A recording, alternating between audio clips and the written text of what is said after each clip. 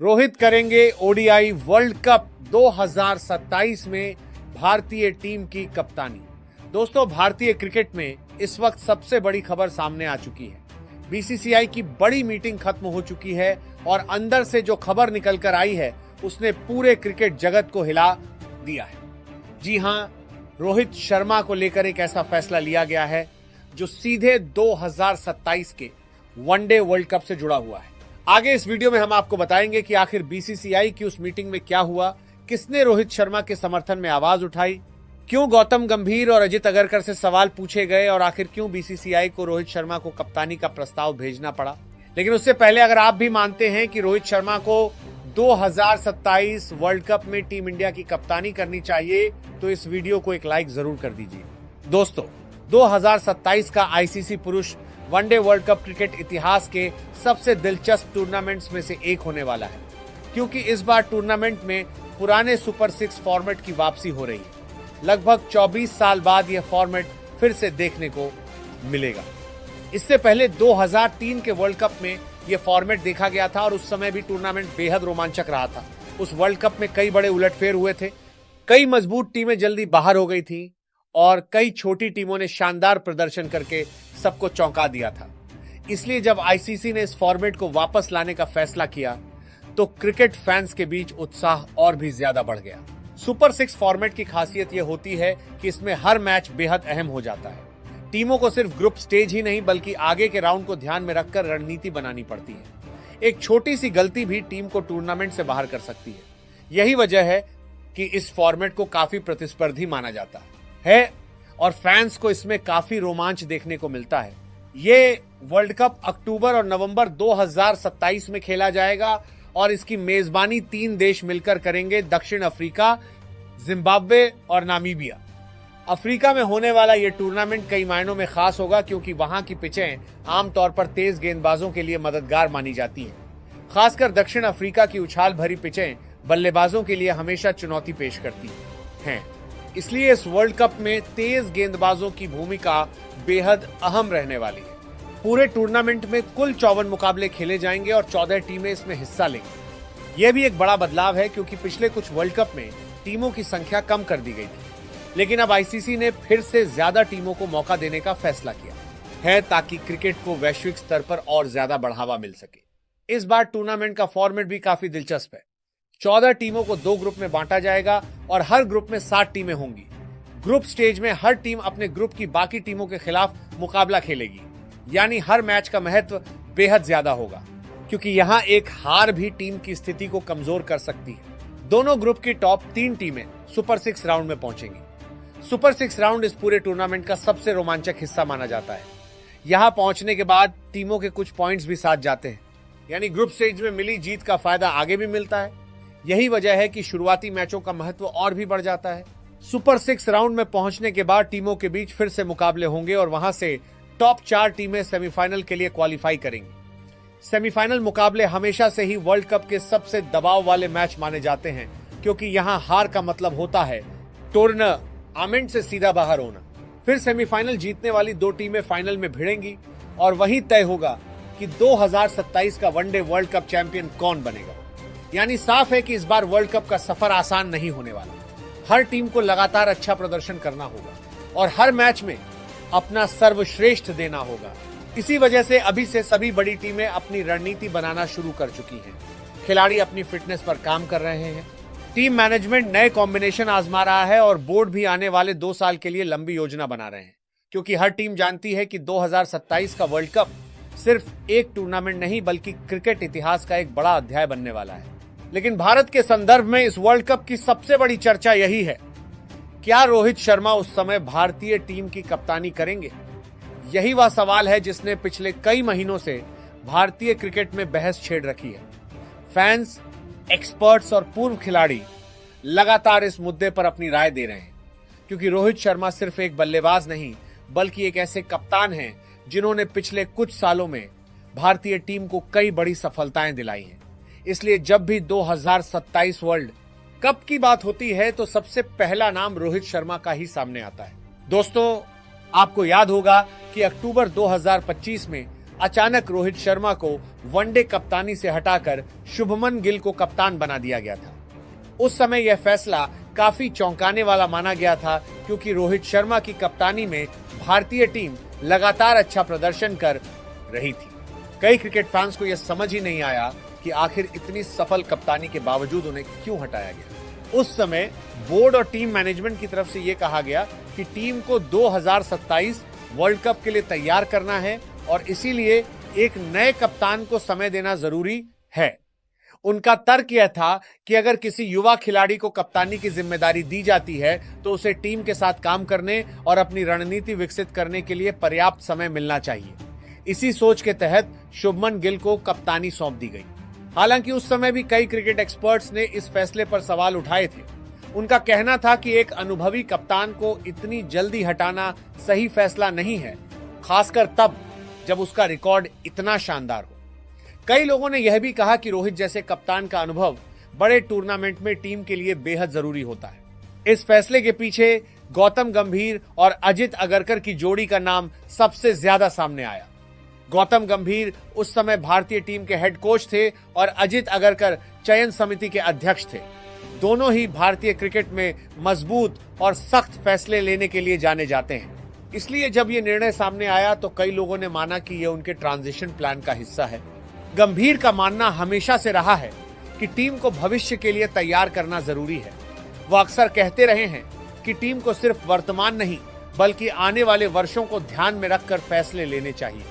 इसी सोच के तहत कई युवा खिलाड़ियों को मौका दिया गया और टीम में धीरे धीरे बदलाव शुरू हुए। लेकिन कई पूर्व खिलाड़ियों ने भी कहा कि यह फैसला जल्दबाजी में लिया गया।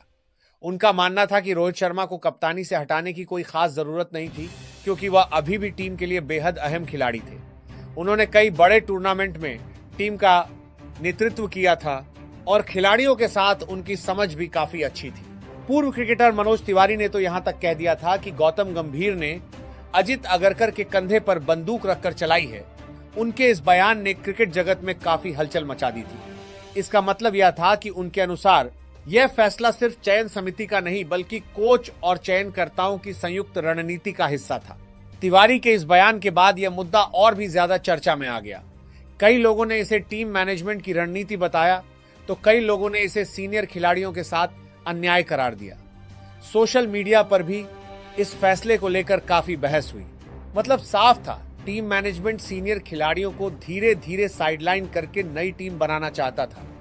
यह वही ट्रांजिशन फेज था जिसकी चर्चा पिछले कुछ समय से लगातार हो रही थी। टीम मैनेजमेंट का मानना था कि अगर अभी से युवा खिलाड़ियों को जिम्मेदारी दी जाए तो वे आने वाले बड़े टूर्नामेंट के लिए बेहतर तरीके से तैयार हो सकते हैं। हालांकि इस सोच के पीछे तर्क भी थे और आलोचनाएं भी। एक तरफ यह कहा गया कि भविष्य के लिए नई टीम बनाना जरूरी है, वहीं दूसरी तरफ यह भी कहा गया कि अनुभव को नजरअंदाज करना भी सही नहीं होता, खासकर तब जब बात वर्ल्ड कप जैसे बड़े टूर्नामेंट की हो। यही वजह है कि अब जब 2027 वर्ल्ड कप की चर्चा तेज हो रही है तो रोहित शर्मा का नाम फिर से कप्तानी के लिए सामने आने लगा है। कई पूर्व खिलाड़ी और क्रिकेट एक्सपर्ट्स मानते हैं कि इतने बड़े टूर्नामेंट में एक अनुभवी कप्तान का होना टीम के लिए बहुत फायदेमंद हो सकता है और बीसीसीआई की हालिया मीटिंग में यह पूरा मामला फिर से उठ गया। यह कोई साधारण मीटिंग नहीं थी बल्कि भारतीय क्रिकेट के भविष्य से जुड़ी एक अहम बैठक थी। बोर्ड के कई बड़े अधिकारी, चयनकर्ता और क्रिकेट से जुड़े वरिष्ठ लोग इस बैठक में मौजूद थे। शुरुआत में चर्चा 2027 के वनडे वर्ल्ड कप की तैयारियों पर हो रही थी, लेकिन जैसे जैसे बातचीत आगे बढ़ी रोहित शर्मा की कप्तानी का मुद्दा फिर से सामने आ गया। मीटिंग में कई पूर्व खिलाड़ियों और बोर्ड के वरिष्ठ सदस्यों ने साफ कहा कि रोहित शर्मा का कप्तानी से हटाने का फैसला गलत था। उनका मानना था कि जिस कप्तान ने भारतीय टीम को इतने बड़े बड़े टूर्नामेंट्स में सफलता दिलाई, उसे अचानक हटाना सही रणनीति नहीं थी। कई लोगों ने यह भी कहा कि ट्रांजिशन जरूरी होता है, लेकिन ट्रांजिशन का मतलब यह नहीं होता कि टीम के सबसे अनुभवी और सफल कप्तान को ही साइडलाइन कर दिया जाए। मीटिंग के दौरान कई सदस्यों ने खुलकर अपनी राय रखी। कुछ ने कहा कि भारतीय क्रिकेट में बदलाव जरूरी है, लेकिन बदलाव सोच समझकर होना चाहिए। अगर एक कप्तान लगातार टीम को जीत दिला रहा है, खिलाड़ियों के साथ उसकी समझ अच्छी है और उसका रिकॉर्ड शानदार है, तो उसे अचानक हटाना टीम के मनोबल पर भी असर डाल सकता है। उन्होंने रिकॉर्ड सामने रखे। मीटिंग में रोहित शर्मा की कप्तानी के आंकड़े टेबल पर रखे गए और जब उन आंकड़ों को देखा गया तो कई लोग हैरान रह गए। आंकड़े खुद ही बहुत कुछ बता रहे थे कि रोहित शर्मा की कप्तानी कितनी सफल रही है। रोहित शर्मा का आईसीसी टूर्नामेंट्स में जीत प्रतिशत 87% से ज्यादा है। यह आंकड़ा किसी भी कप्तान के लिए बेहद शानदार माना जाता है। इतने बड़े बड़े टूर्नामेंट्स में इतनी लगातार जीत हासिल करना आसान बात नहीं होती। यह सिर्फ अच्छे खिलाड़ियों की वजह से नहीं बल्कि एक मजबूत कप्तानी की वजह से भी संभव होता है। उनकी कप्तानी में भारत ने 2024 का T20 वर्ल्ड कप जीता। वह टूर्नामेंट भारतीय क्रिकेट के लिए बेहद खास था क्योंकि टीम ने पूरे टूर्नामेंट में शानदार प्रदर्शन किया और एक भी मैच नहीं हारा।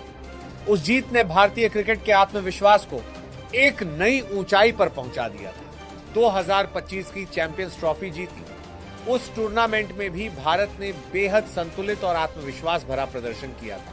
बल्लेबाजी, गेंदबाजी और कप्तानी तीनों विभागों में टीम ने बेहतरीन खेल दिखाया। उस जीत का श्रेय भी काफी हद तक रोहित शर्मा की रणनीति और नेतृत्व को दिया गया। और 2023 के वनडे वर्ल्ड कप में टीम इंडिया ने लगातार 10 मैच जीते थे।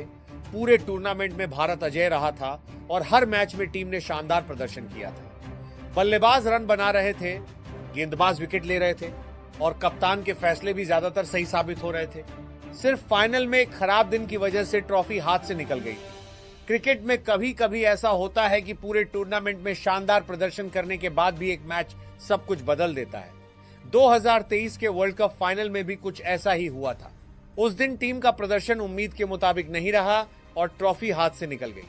लेकिन मीटिंग में कई लोगों ने यह बात भी कही कि एक मैच के आधार पर पूरे कप्तान को जज करना सही नहीं है। अगर किसी कप्तान ने पूरे टूर्नामेंट में टीम को शानदार तरीके से लीड किया है तो सिर्फ फाइनल हारने की वजह से उसकी कप्तानी पर सवाल नहीं उठाए जा सकते। तो सवाल यही उठाया गया, जिस कप्तान का रिकॉर्ड इतना शानदार है उसे आखिर क्यों हटाया गया? यह सवाल मीटिंग में बार बार सामने आ रहा था। कई सदस्यों का मानना था कि इस फैसले के पीछे की वजह पूरी तरह स्पष्ट नहीं थी। जब यह सवाल गौतम गंभीर और अजित अगरकर से पूछा गया तो रिपोर्ट्स के मुताबिक दोनों कुछ समय के लिए चुप हो गए। कमरे में कुछ क्षणों के लिए सन्नाटा छा गया क्योंकि यह सवाल सीधा और बेहद अहम था। उनके पास इसका ठोस जवाब नहीं था। उन्होंने ट्रांजिशन और भविष्य की योजना की बात जरूर की, लेकिन कई सदस्यों को लगा कि यह जवाब पूरी तरह संतोषजनक नहीं है। कुछ सदस्यों ने तो यह भी कहा कि भारतीय टीम में ट्रांजिशन जरूरी है, लेकिन इसका मतलब यह नहीं कि सबसे सफल कप्तान को ही बाहर कर दिया जाए। उनका मानना था कि अनुभव और युवा ऊर्जा दोनों का संतुलन ही टीम को मजबूत बनाता है। मीटिंग में यह भी कहा गया कि 2027 का वर्ल्ड कप दक्षिण अफ्रीका में खेला जाना है और वहां की पिचें काफी चुनौतीपूर्ण होती है। ऐसे में टीम को एक अनुभवी कप्तान की जरूरत होगी और उस अनुभव के मामले में रोहित शर्मा का कोई मुकाबला नहीं है। रोहित सिर्फ एक बल्लेबाज नहीं है बल्कि एक रणनीतिक कप्तान भी है। उन्होंने भारतीय टीम की खेलने की शैली ही बदल दी। 2023 वर्ल्ड कप में उनकी आक्रामक शुरुआत ने पूरे टूर्नामेंट का टोन सेट किया था। कई बार उन्होंने खुद जोखिम लेकर टीम के लिए मंच तैयार किए। यही कारण है कि कई पूर्व खिलाड़ियों ने मीटिंग में कहा कि रोहित को 2027 वर्ल्ड कप में कप्तानी करने का मौका मिलना चाहिए। आखिरकार लंबी बहस के बाद बीसीसीआई ने एक बड़ा फैसला लिया। बोर्ड ने रोहित शर्मा को आधिकारिक रूप से प्रस्ताव भेजा है कि अगर वह चाहें तो 2027 के वनडे वर्ल्ड कप में टीम इंडिया की कप्तानी कर सकते हैं। अगर रोहित इस प्रस्ताव को स्वीकार कर लेते हैं तो यह भारतीय क्रिकेट के लिए एक बड़ा मोड़ होगा, क्योंकि इसका मतलब होगा कि रोहित शर्मा एक बार फिर भारतीय टीम की कमान संभालेंगे। हालांकि इसके साथ एक और दिलचस्प बात है। शुभमन गिल को अभी भी भविष्य का कप्तान माना जा रहा है। यानी बीसीसीआई का प्लान यह हो सकता है कि 2027 वर्ल्ड कप में रोहित कप्तानी करे और उसके बाद टीम पूरी तरह गिल के हाथों में सौंप दी जाए। इसके अलावा विराट कोहली की भूमिका भी बेहद अहम रहने वाली है। रोहित और विराट दोनों अब सिर्फ वनडे क्रिकेट पर ध्यान दे रहे हैं। T20 और टेस्ट क्रिकेट से संन्यास लेने के बाद उनका पूरा फोकस 2027 वर्ल्ड कप पर है। टीम मैनेजमेंट उन्हें टीम के सीनियर पिलर्स के रूप में देख रहा है। उनका अनुभव युवा खिलाड़ियों के लिए ढाल का काम करेगा। हालांकि गौतम गंभीर ने साफ कर दिया है कि टीम में जगह सिर्फ नाम के आधार पर नहीं मिलेगी। फिटनेस और प्रदर्शन दोनों जरूरी होंगे। अगर रोहित और विराट को 2027 वर्ल्ड कप खेलना है तो उन्हें लगातार अच्छा प्रदर्शन करना होगा। रिपोर्ट्स के मुताबिक रोहित अपनी फिटनेस पर काफी काम कर रहे हैं। उन्होंने हाल ही में लगभग 10 किलो वजन भी कम किया है। यानी साफ है कि रोहित खुद भी 2027 वर्ल्ड कप खेलने के लिए पूरी तैयारी कर रहे हैं। इसके अलावा एक इंटरव्यू में रोहित ने और भी खुलकर बात की। उन्होंने कहा कि 50 ओवर का वर्ल्ड कप उनके लिए हमेशा सबसे बड़ा सपना रहा है। उनके शब्दों में, मैं अपने देश के लिए वर्ल्ड कप जीतना चाहता हूं। 50 ओवर वर्ल्ड कप हमेशा क्रिकेट का सबसे बड़ा मंच रहा है। रोहित ने यह भी कहा कि बचपन से वह इसी वर्ल्ड कप को देखकर बड़े हुए हैं।